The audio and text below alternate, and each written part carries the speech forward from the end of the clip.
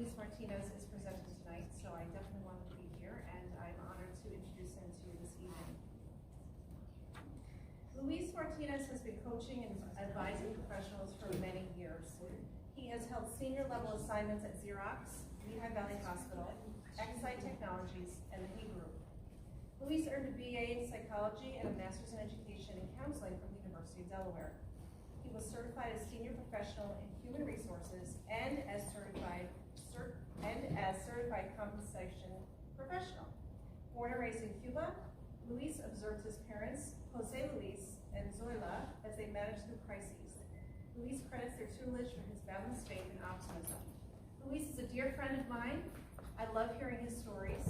He is a blessing to me and my family, and it's a blessing to you all this evening as he shares his experiences with you. So, Luis?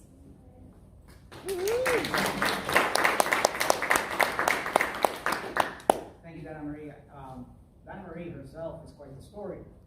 She wrote from her desk a grant, and she received funding to start the Renaissance Academy Charter School of the Arts, which by the time I was involved with it as an advisor to the board, she had almost 100 people on the payroll, in other words, educators, and she had about 425 students K through 6.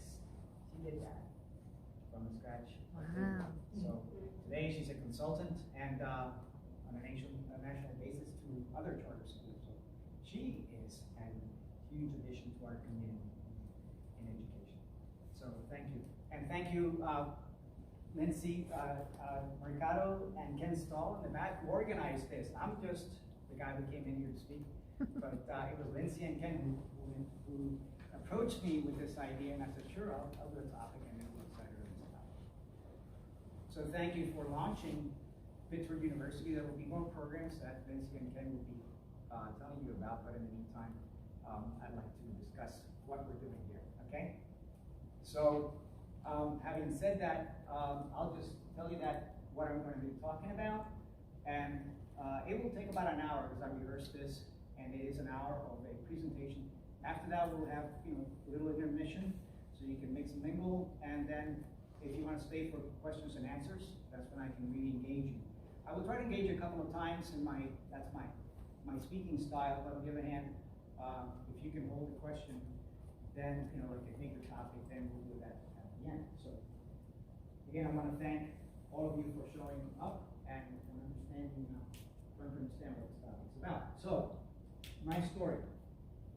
We'll begin with my story, meaning that how I got to the United States, and then from there I will talk to you about immigration in general, and from there I'm going to segue into a topic that is very much, frankly, in our midst now, which is DEI and CRT, and I'll tell you exactly how that impacts even things like immigration. Now, as you can see there, that's my passport. I came here legally with a passport and a visa, and the little card there is what they call a green card. That was my green card when I was in high school, before I became a U.S. citizen. I used to carry that everywhere like if you carry your driver's license. My father, bless his heart, was very studious about maintaining a contact with the U.S. Department of State because we were foreigners and with the permission to be here. We respected that. We valued that. And my father certainly knew what to do. So that's my green card. I still have this.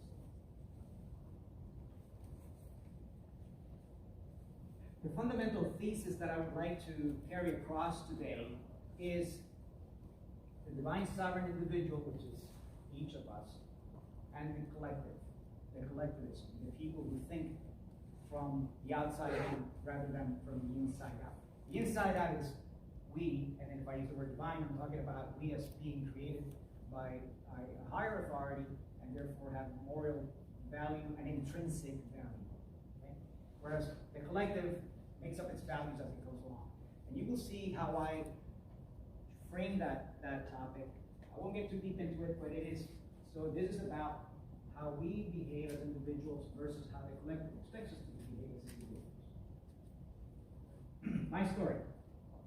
What you see there is, a typical middle-class family. My father was an accountant all his life, and this is in Cuba, obviously, and you can see when I was little, 2 or 3 years old there.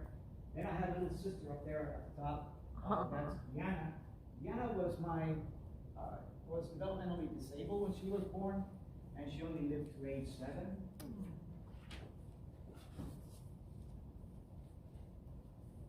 So she couldn't walk or talk. She never said a word. And by the time she died at age 7. In the meantime, my mother had become pregnant with now Rosa Maria, but there was only about months between those two events. So by December of 57, and I can tell it was a cold day in Havana because we're wearing long sleeves and a sweater. So it was probably December 57. So a lot was going on in their minds. They don't look very happy, to be honest with you, now that I look back on the photograph. Because there was a revolution going on, an armed revolution that was waging in Cuba, and at the same time, my mother had just lost the baby. And an interesting story here. That photograph was taken, those of you who know about Kodak, that photograph was taken with Kodachrome 25 film. Nice. Those of you who understand what that is, that was phenomenal. That photograph's about 70 years old. Wow.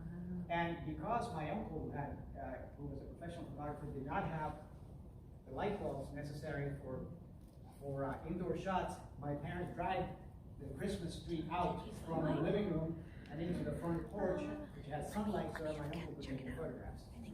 Okay, so that's why the tree is outside on the porch for the photos. But by the way, that's also my first racing car. So you He might. I think he does. Does he have one? He didn't set it up yet. This is what was going on in my parents' mind. This is going on in the background. There's nothing happy about an armed revolution. Imagine if your aunt and uncle go to the Rockies or go to the Adirondacks and they form an armed revolution and actually win the war. That's exactly what happened in 1959. So my mother was the oldest, and then followed by Renee and Rita. They went into the mountains and they became rebels with Castro. Okay? When we thought Castro was a good guy. This is my little sister, Rosa Maria, and my uncle, and my dad, and my mom.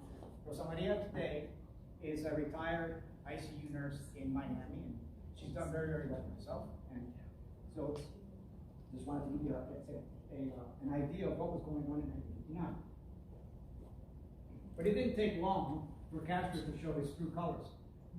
Within 18 months, he nationalized everything, all business. He started with the big companies, like Shell Gasoline and Esso Gasoline and American Express, all those big American companies. He grabbed those first, then he grabbed everything after that.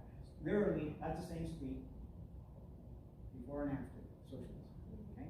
That's the collectivist idea. Central control. They know what's best for everybody. Just sit down, shut up, and beg. This is what I keep emphasizing between the individual, the divine sovereign individual, and the collective. So naturally, that caused the diaspora to the United States. So, what were these people escaping? Well, they were escaping collectivism, central planning, and oppression. So, to deploy collectivism, it has to be by mandate. It has to be by fiat. It cannot be done as a democracy. Why were they chasing? Why were they coming to the United States? To achieve the American dreams. I've never heard of the German dream, or the French dream, or the Canadian dream, or even the Mexican dream. There's only one. And I think that the demographic trends of immigration can tell you that story. Why come here? Well, one time I was listening, as I always do, to Bloomberg News and other business news that I listen to, and I heard Warren Buffett speaking, and I actually heard him say that. He said, as you see there, that the luckiest person in the history of civilization, that goes back a long time, is a person born in the United States. That's an amazing statement to be made. He made it in 2018 in an interview in Bloomberg News. So, our American dream begins. You see here in this photograph, I was in 7th grade. That was my first snow, if you will. Everything that my sister and I are wearing is from the Salvation Army. Everything. I can still remember how that coat smelled. Because everything we were wearing was, all the winter clothes we had came from the Salvation Army. We had nothing. We had $0. My parents had no money at all. So that's where that came from. And then, within a few years, my parents found, actually it was a a Cuban cardiologist who sold his house to my parents using what they call seller finance. In other words, the seller, the Cuban cardiologist, Daniel Alvarez, did that. So then I began my entrepreneurship, which is the fact that I had to redeem bottles and cans sufficient to buy the bicycle and then to buy the paper route. Paper routes are bought and sold, by the way. So I have been working since that day. I'm still working. By the way, I'm very fortunate. I just got called and I started a new contract with a new consulting client on Monday. So I'm still working. Yay. Thank you. Now fast forward a few decades, and we have now, not the end of the dream, but the transfer of the dream is the way I refer to it. The dream was transferred to my generation, and of course I'm transferring it to my children's generation. But also, my parents had died. They had regard to this home in Miami, and they had paid cash for it and everything. All good, but of course, you know, my mother lived to 103, and my father to almost 100. So the point is that we had a house. My sister and I had a house that we had to do something with. So to make a long story short, we sold it, and then just before we transferred the title, I called the Salvation Army and I said, please send the truck and 2 men. Well, what are we going to pick up? I said, everything. What do you mean everything? The entire house. Well, what do you mean? Everything in the house is going in the truck. We're not selling anything. We're not having a garage sale. We're not having a yard sale. Everything literally is in that truck. So they have to have more trucks than that, but they have to put everything in, because we left nothing in the garage except cans of used paint that I have. So the point is, we gave it all away. We gave it all back to the Salvation Army. Now, there are 2 ways to come into the United States. One is legally, and the other one is illegally. If you do enough research, as I spent many days doing this kind of research, you find out kind of sort of that the numbers are that it costs from $4,000 to $12,000, I think that's a low number, to come legally to the United States, and you have to wait years and years, okay? Or you can try to cross over illegally, as you see in photographs and videos, and that can cost you a lot more, and it also has some very, very difficult outcomes at times. For example, the chart over here says that around 1991, it would take about 2.5, 3 years to get all your paperwork done so that you can emigrate to the United States legally. Then it rose to over 6 years by 2018. It's worse than that now. I have testimony from people that say after 10 years they gave up. They can't come here because they keep waiting and nothing happens. On the other hand, you can come illegally. On the other hand, if you come illegally, you might end up in the back of the truck. And that wasn't your plan. So those are the 2 options that exist today. And the problem that people face with trying to get here is phenomenal. Now, let's shift a little bit into what is law, and law that I know firsthand because as an HR consultant that I still am, I have been applying this for decades, which is law as regards employment.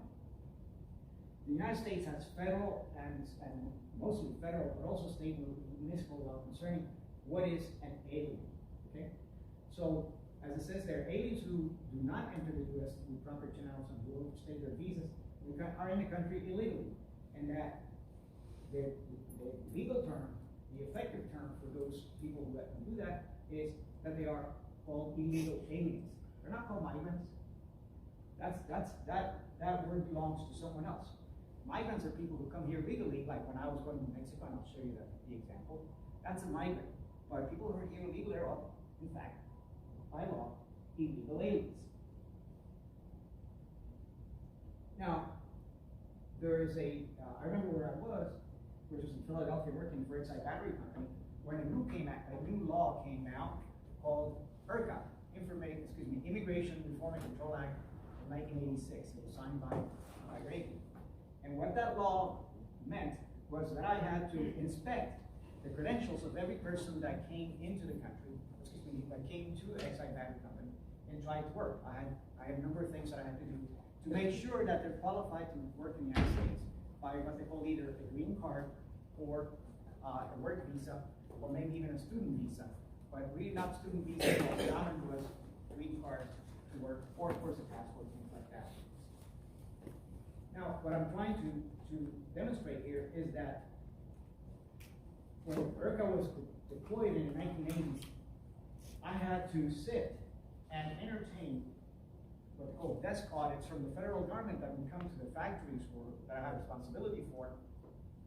Factories in Iowa, in South Carolina, in Indiana, in Georgia, in California, in Texas, in Pennsylvania. I had to be there to receive the federal agent who came in to do a desk audit of what? To make sure that everybody I hired was had a green card or a work permit to get in the United States. Okay? So all they were doing in that scenario was applying the law, observing the law, and I had to make sure that my company at that time exiled. Then, as I moved over eventually to Xerox, Xerox had federal contracts. In other words, Xerox did work for the federal government, mostly Department of Defense and things that I couldn't even talk about. And at the same time, I had to make sure that all my paperwork was in order for the federal government to keep doing business with Xerox. If things got out of control at my desk, then I was in trouble because now my company's in trouble. Okay? So I remember those desk audits being performed by the Office of Federal Control and Compliance Program, or FCCP. They used to come and visit. Again, we have factories in Xerox all over the place, and I had to do that. Has the law changed since then? No. And I'll show you an example. It says up there in the top right-hand corner that Elon Musk is stating that in his company, which has federal contracts, that he has to check the ability of people to work in the United States. That's his job to do if he wants to maintain those contracts. So it's still in force as of now. Now there's a group of people who think that we should have this concept called sanctuary cities. And what they do is they suspend the law in their jurisdictions. They suspend the federal law such that people can come in and violate everything I just talked about. Just violate. Now, I'm not going to discuss why they do that, but those things are not lawful. Those things are illegal. And what they're doing. What that does is it invites all kinds of lawlessness. Because basically, now there's two kinds of people. The people, like when I was working in Xerox, and even on Monday morning I have a new client and I'll be enforcing the same law, IRCA, Immigration and Reform and Control Act of 1986, at my new client, because I have to. And I haven't even met them yet, but I know that's part of my job. Okay? So, but then there are other people who think the total opposite, who in their mind, in their collectivist way of framing things, they believe that that law, which is still law, they can't legislate against it. So they go around it because they cannot get Congress and the Senate and the President to sign a different law. So they just go around it. What's happening in U.S. immigration today? Well, the borders are wide open, specifically the southern border, not the northern one. We can talk about that. Illegal aliens now exceed the population of 15 states. You think that's really strange? For example, we may not realize how small populations in some states are. There are as many people in Monroe County as there are in the entire state of Alaska, for example. So if you start with the least populated state, let's just say Alaska for a moment, and you go up the ladder, you get to up to 15, and that's how many millions of illegal aliens we have in the United States as we speak. So that's the kind of trouble that we're getting into voluntarily. Nobody's making us do that. So is it fair? Well, let's examine the evidence. Let's look at what is the law. U.S. law says that most immigrants entering without permission must be expelled. And I'll show you evidence of that. Now, the exceptions are migrants who are fleeing something. Remember where I came from? So people like that who come from Cuba, Venezuela, Nicaragua, North Korea, there are places like that. Even Vietnam. There are people who can claim refugee status because they meet certain criteria. Those people are fleeing all kinds of turmoil. On the other hand, if a person is coming into the United States to get a better job, or into Canada, or into Germany or something, then they have to observe the law of immigration for that particular country. Those are migrants, they are not refugees. Now let's talk about the folks who, frankly, some of our friends do this. They say, oh, you know, we should be merciful, we should be compassionate, we should allow all those people to invade us and they would use that term to come across and just kind of have a run-of-the-mill, whatever they want to do in the southwestern United States. Well, let's do, those people who think like that, they think from the outside in. They always start from the top down. The divine sovereign individual starts from here and up. So I ask you a few questions, and you should ask them these questions. Okay? This is just some information that you can use to defend your position, which is your car locked outside? Do you have your phone in your pocket? Do you have your wallet in your purse? Okay?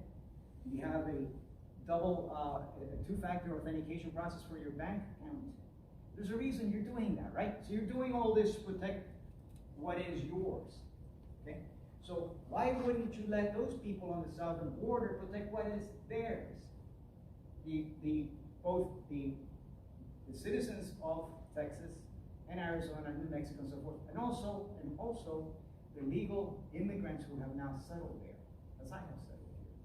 Why can't we respect those rights too? So all this concern about personal security, but then we leave the border open.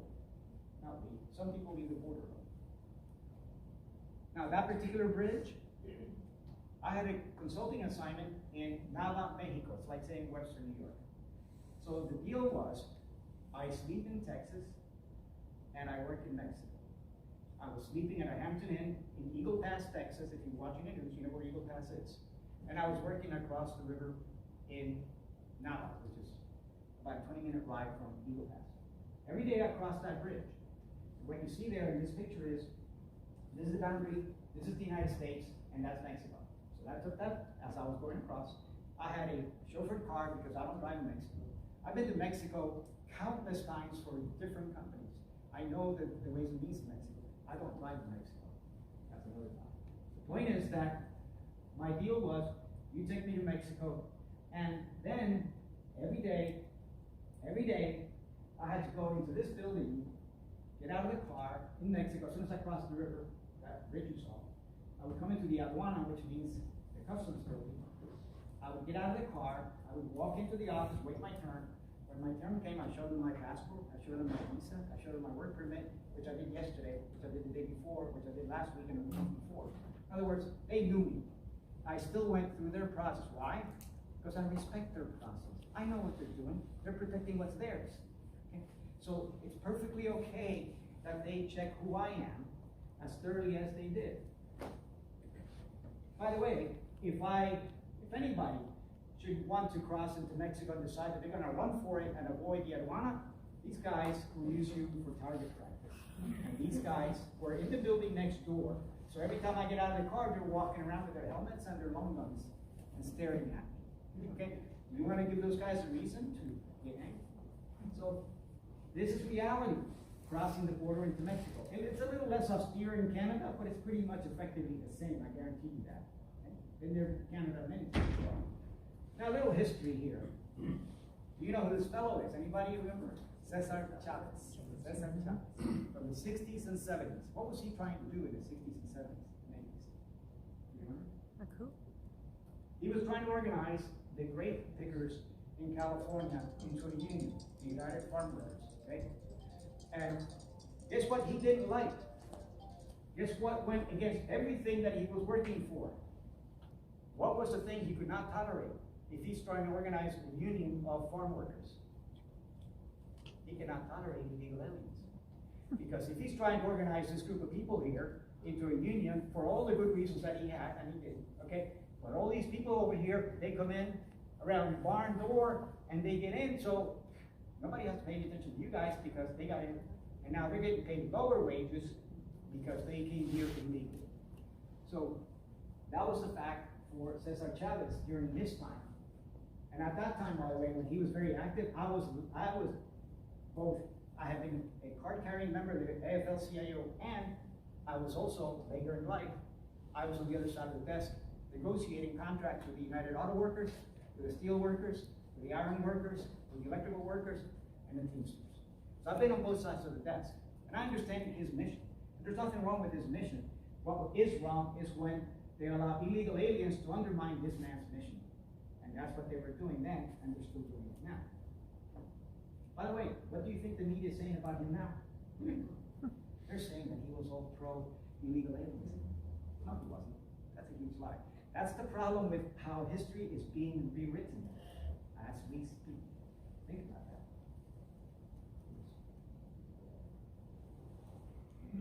that.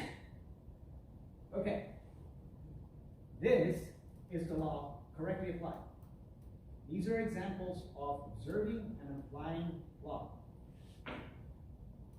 I couldn't have said this better than Obama. He says, we simply cannot allow people into the United States who are undocumented, undecided, and circumventing the other people who are waiting. Okay? We're waiting patiently, diligently, lawfully to become immigrants to this country. And there are people in this room right now who have observed that. I know who they are. And that's the right way. And I couldn't have said it better than Obama did. Okay? And there are many examples of this. So here's some more.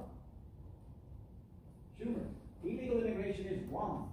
And the primary goal of comprehensive immigration reform has to be to dramatically curtail future illegal immigration. This is the right way to do things.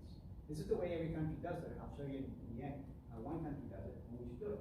And look what was going on at the time as well. This was going on too. Millions of people being expelled, deported because they were here illegally. All of that lawful process brings us the American dream. Okay? Because everybody knows how it's played, everybody knows what to do, everybody knows how to avail themselves, how to have agency for themselves and for their children and for the next generation, achieving the American dream. It begins with their work as a divine sovereign individual. Remember, there are different people, we're going to get to this. The divine sovereign individual is me, but it's also my little sister Diana who couldn't do anything for herself. Okay? So it includes both. So it's not just like everybody can be an airline pilot. Some people cannot. Let's be cognizant of that. We're going to get to that point. Bill of Rights and a constitutional representative republic. We do not have a democracy. We have a constitutional representative republic that chooses its leaders on a democratic basis. Okay? And there's a reason it's done that way, to protect the divine sovereign individual. Otherwise, the mob rules all the time, which is why we came to Cuba. Okay? Now, those are the rights, but then there are responsibilities. And I think Peterson is explaining right here how you have to defer certain things that you want to accomplish over time so that you can achieve them. Preparation. Whether you're trying to be a plumber or an airline pilot, you must defer gratification in order to create the skill level that you need in order to accomplish that. That's achieving the American dream. Many people have done exactly that. You may recognize some of these things. All of these people are legal immigrants. All of these people are not illegal aliens. Okay? They each have a story how they did their things. But the point is that there is a way, and they are exemplary in how they do it. The current state is we have an open border. Now, is that a crisis, a dilemma, a predicament, or is it a plan? Okay? So I'm going to give you the information, and you tell me if it's planned. As currently allowed by sanctuary illusions, I call them, because they turn law upside down. Millions of foreigners are seeking illegal entry. Local governments are desperate for funds now to finance all of these services. Medical and public school systems are overwhelmed. If you are a citizen in South Texas and you have appendicitis and you run into the hospital, what do you think you're going to find there? A mob of people who just crossed the river and they have all these injuries and they are ahead of you.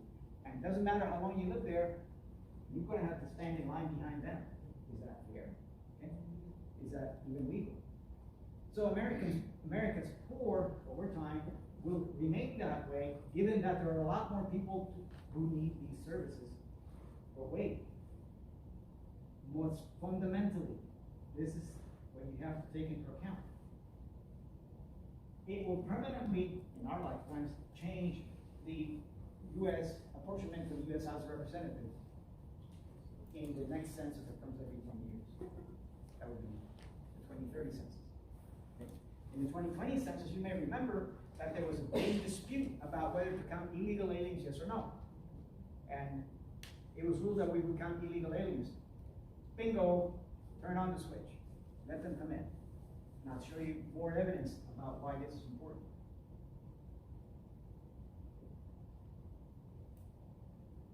This is the battleground for these people. Up in New York City, de Blasio said that if you use the words illegal aliens, those two words, which are the actual legal terms for that person, the status of that person, that you would be fined $250,000. I don't know if it's still in place, but that's the kind of threat that they have in order to get people to stop talking about things that are true. Okay? On the other hand, over here, we have a New Yorker who says that the reason why illegal aliens are coming here is to steal our votes, our kids, our futures, my birthright, he says, and our great city, New York City, that he wants to stay. Okay? So that's the two factions that are showing what's going on just in New York City. You can keep that in every major city. Some people will lead you to believe that there is no harm in all these illegal aliens running across the border. Nobody gets hurt. Just let them live. Well, this is what these people are doing for us to protect our rights. Okay, look how he ends up, a U.S. Border Patrol agent. And what's happening is that the level of the numbers are beyond anything ever seen. This says 35 years, but that was done in 21. Now it's 2 years later, and this goes back forever, basically, the largest in history. And other people, again, claim that there's no harm in illegal aliens. Focus on the blue bar over here. The blue bar is the incident per 100,000 in the population for homicide. The blue bar is illegal aliens committing homicide. The homicide rate of illegal aliens surpasses all other population demographic in Texas. They have the highest ratio of homicide crime. That's the blue bar. And then all of these things are going on as a result of open borders. Turns out that 26% of federal prisoners are illegal aliens. Department of Justice. So those are things that have to be, this is information that you have to have in hand. So when people tell you that it's okay for illegal aliens to cross, you have to show them some of these things. In this month alone, in the last 30, 40 days at most, these three things happened just in 1 month. Okay? One on the left is, I've seen this video. This will make you give up your lunch. An illegal alien was driving the car, and he sees this biker on the road. He literally hits into him. The biker comes and hits the windshield and is killed on purpose. It wasn't an accident, because if you listen to the video, you can hear them guffaw and have fun while they killed an innocent man in California. That man happened to be the chief of police in a small town, retired. He's riding his bicycle, he gets killed by an illegal alien. That's this example here. This is the fellow who escaped from jail in Pennsylvania.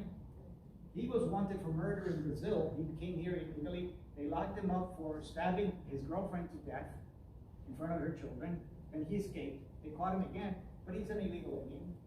And this one here, this just happened like 10 days ago. In a nursery school in the Bronx, illegal aliens brought fentanyl into the nursery school, and one baby died, and two or three were hospitalized. Illegal aliens again. Okay? So this is not even the tip of the iceberg. All of these things happened in the last 30 days. And that just happens to be what I caught on the news. It's not that I know all of them, that's the ones that I happen to see. You may have a lot more. So, is there a course correction here? Here's the mayor of New York City now saying, we won't back down from protecting New Yorkers from terror and from other zealots in the street, fixated on xenophobia and division. He said that in 2017. saying now? He's saying that the illegals are supposed to come in to turn the red states blue. He gave it away right there. Okay. So, what is the agenda for this invasion by immigration? Now, there's a fellow who's from Bangladesh, Mr. Riham San, who wrote this book. And he is in favor of legal immigration for all the reasons you see there. And he adds to this, he's like an economist, and he adds to this, which, think about that. Low-skilled workers are less and less needed because so much of our economy is becoming more sophisticated than that. So therefore, we don't need these hordes, these millions of people who fundamentally, a lot of them don't have any sufficient education or skills to do anything that's conducive to our economy. So that's why we need to be selective about who is admitted into the country, and I'll show you an example of how that works. So I keep talking about collectivism. So why is collectivism, that frame of mind, that idea, so compelling for some people? Because they don't have to pay for the consequences. They don't have to. They don't have to deal with the effects of their thinking. This is an actual conversation that I had with a professor at RIT. His name is Chris Brown.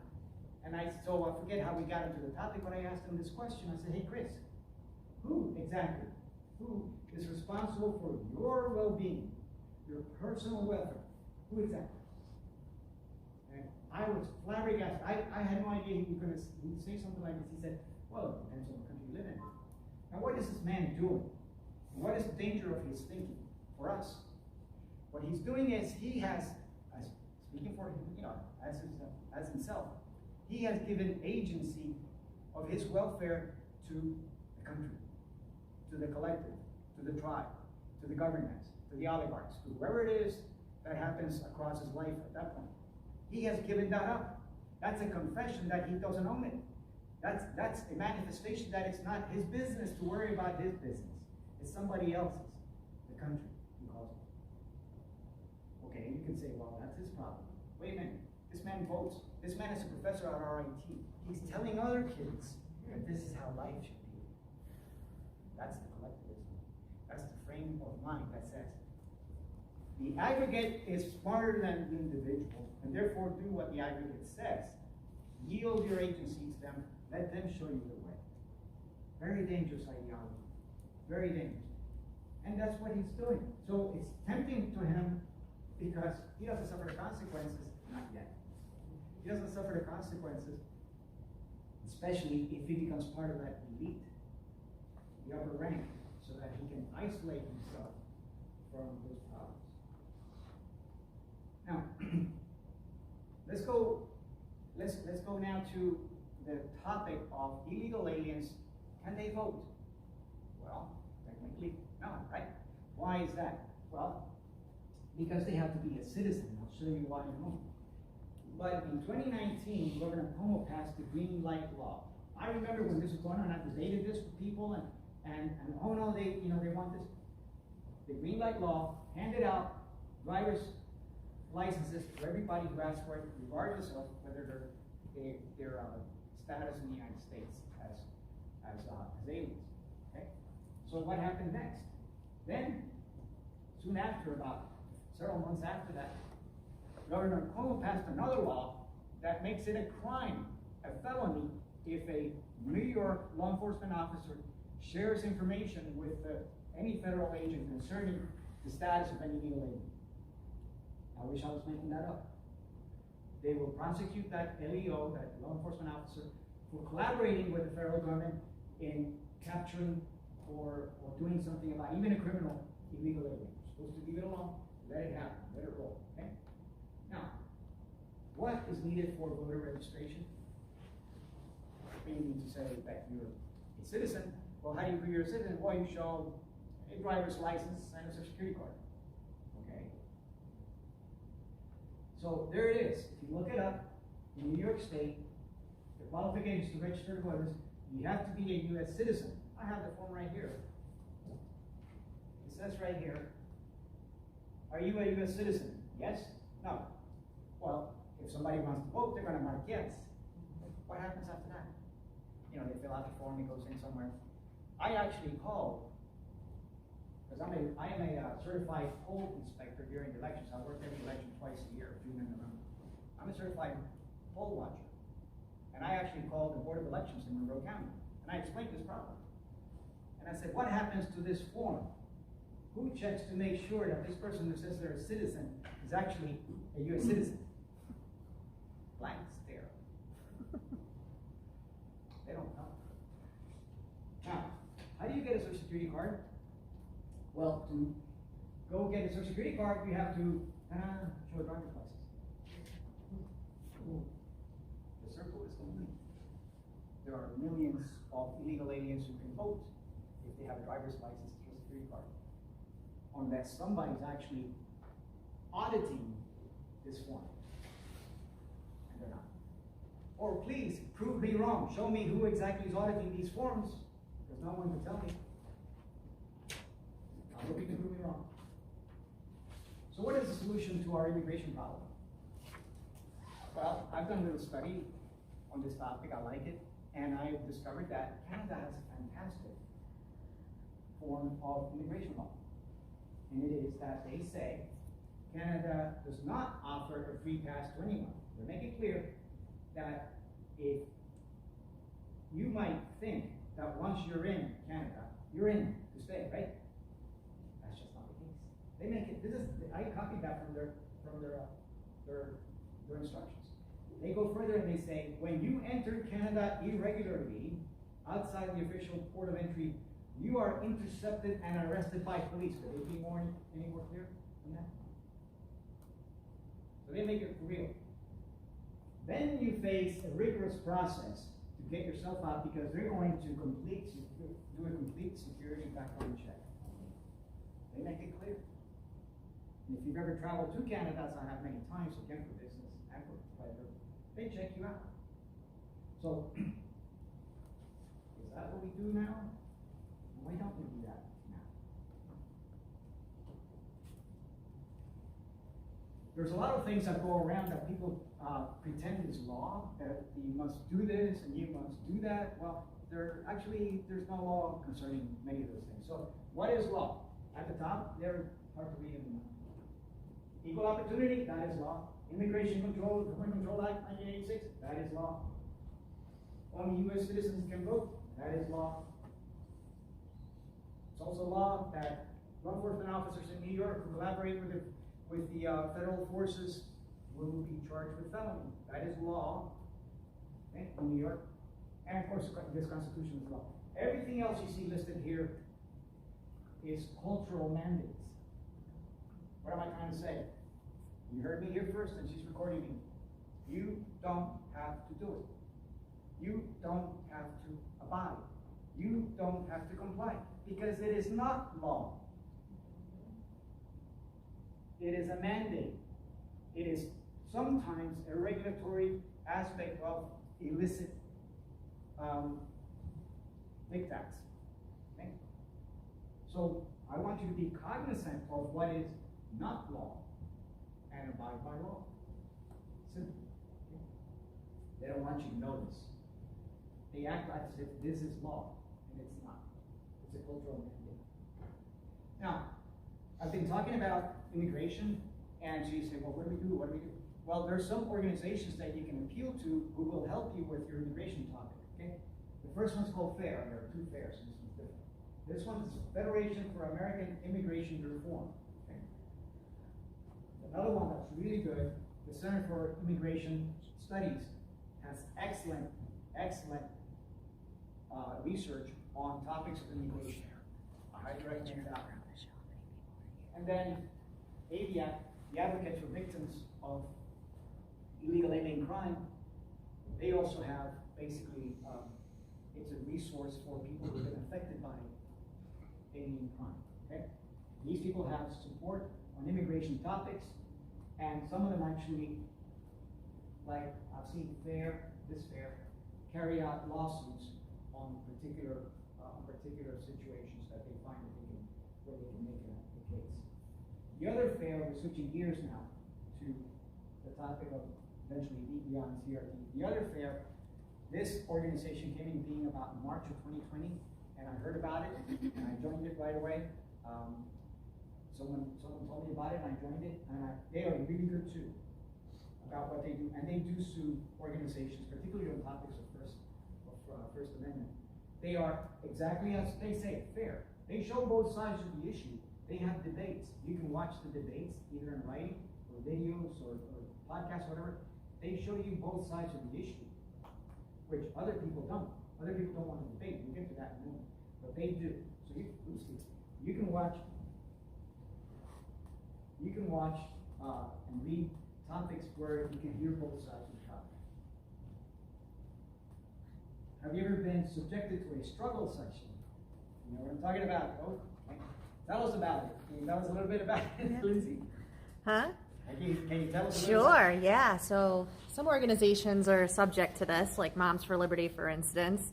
And it's basically, it comes from Mao Zedong and the color war and that revolution that happened. And it's basically where you have a group of your fellow countrymen who could be, say, fellow prisoners, for instance, and they will basically shame you and belittle you and come after you until you finally fold and you admit, just for the heck, you're just like, oh gosh, fine, I'm wrong. Even though you know you're wrong, even though you thought you were strong in your convictions and ideology, they shame you to the point where you might just say, okay, fine, I'm guilty of whatever it is they're accusing you of. Right? So sort of, kind of? collectivism at work against the individual. The individual doesn't matter, only the collective thought matters.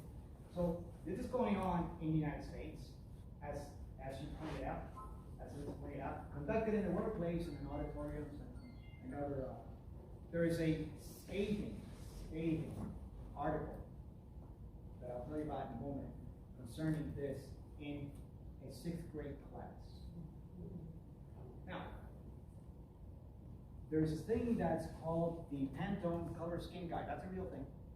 I have tried to buy one, but it costs like $130, and I'm not going to do that just to show you what it is, but it exists. It's the Pantone color guides are used in marketing and advertising, okay, for choosing colors and so forth.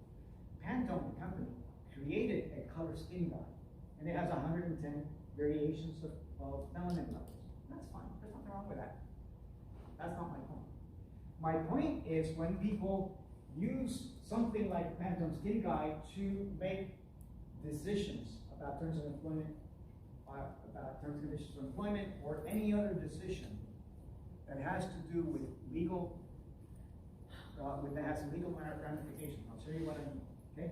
So under the Civil Rights Act of 1964, it is prohibited by federal law and now state and municipal law everywhere to make a decision about employment or housing, medical care, or many other things on the basis of race, color, religion. We know all that. Okay? It's now 60 years old. But here's where it goes wrong. When somebody who's a proponent of DEI and CRT violates that law by insisting that people be of a certain Pantone color skin guide number before they get a job, or before they get a promotion, or before they get whatever the service is, that is contrary to law.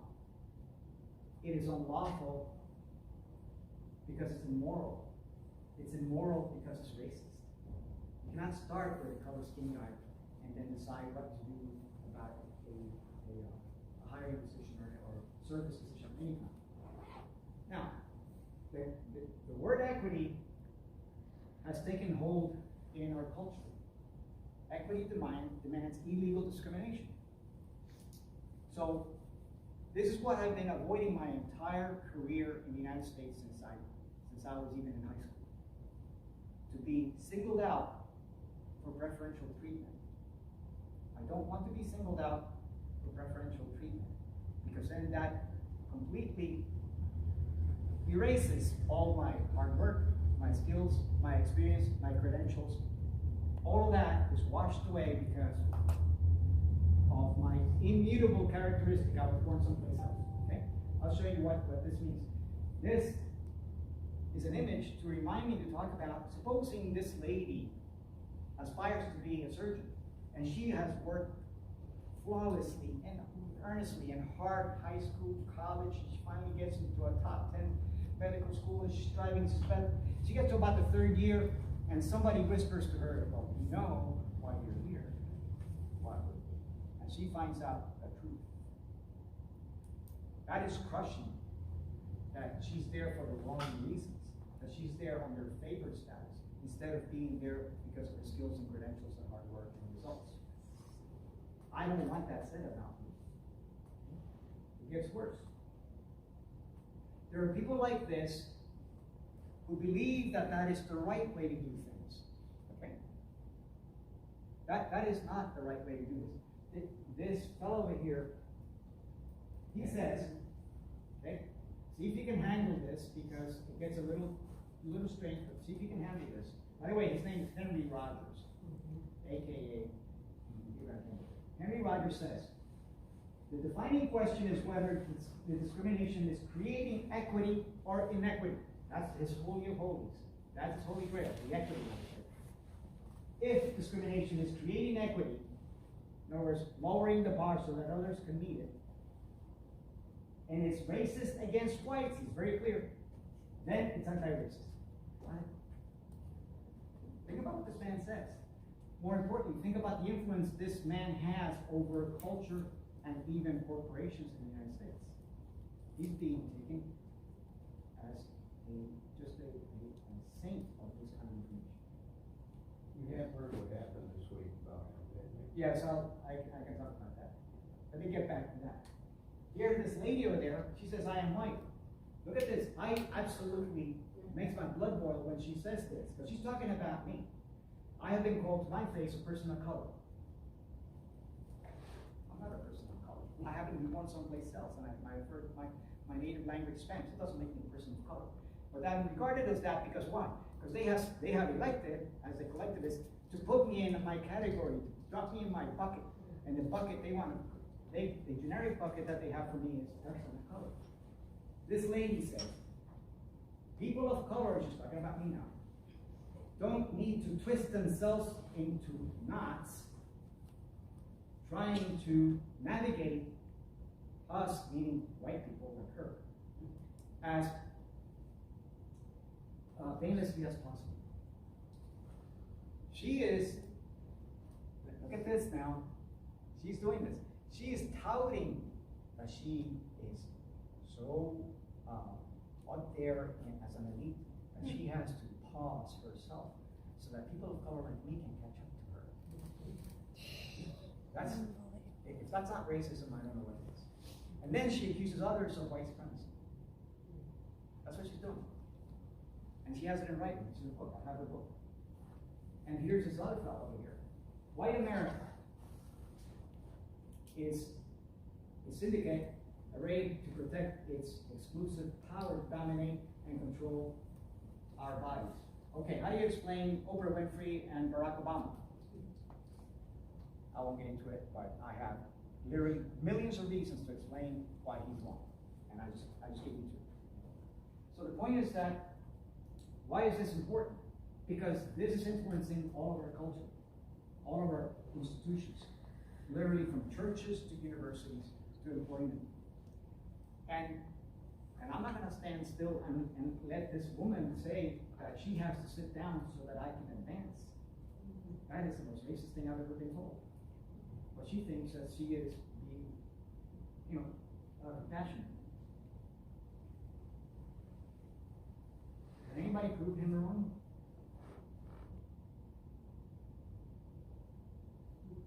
Think about my little sister Diana. She couldn't walk or talk at 7.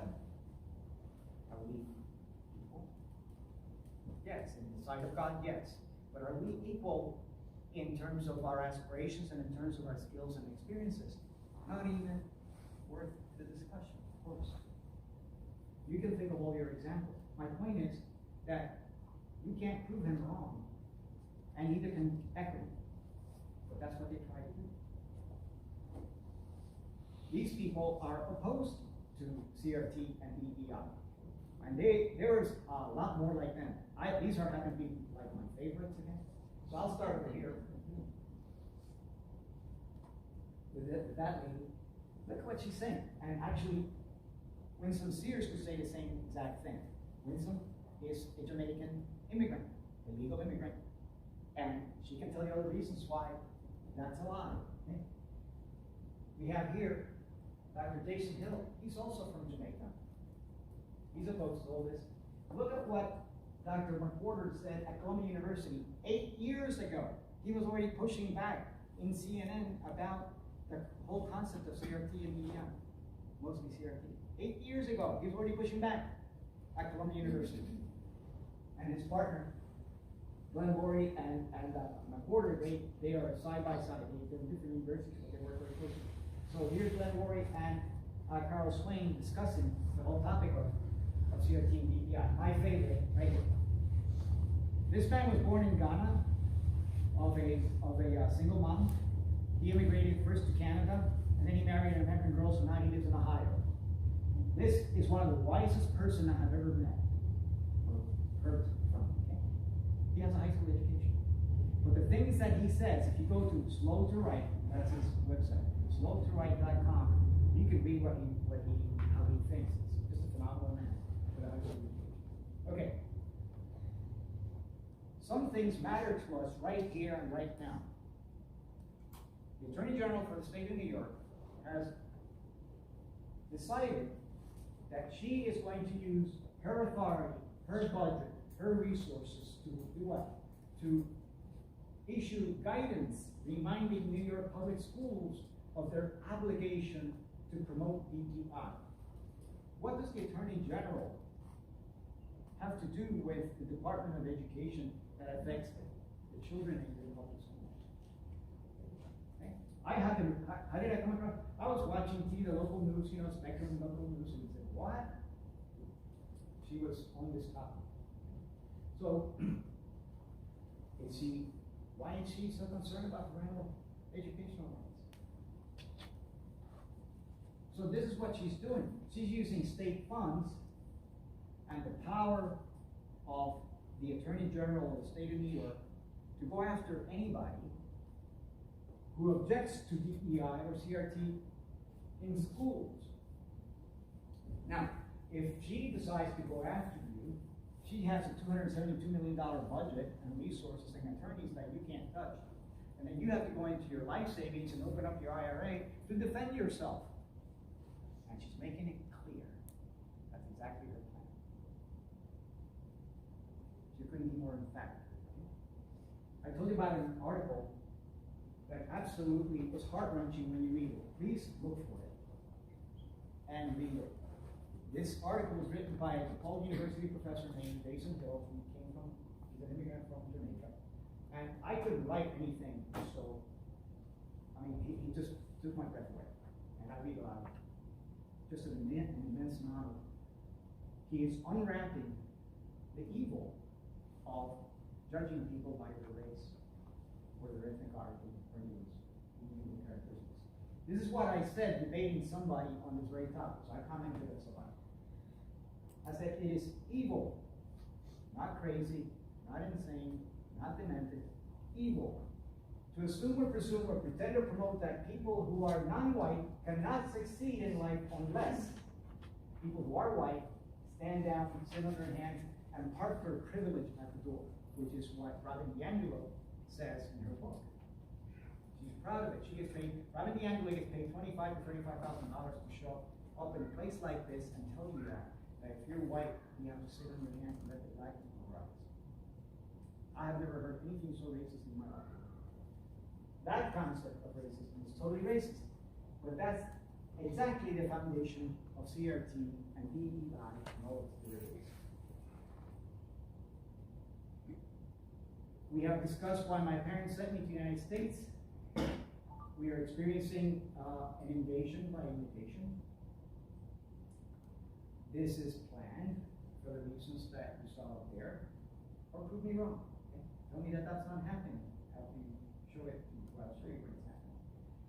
I told you just a little bit about the destructive canons of CRT and DEI, and that this is the battle of divine silent individual versus the collective. What are we going to do? We should take inspiration from this man, who has been phenomenal in his time and still for us. Thank you very much.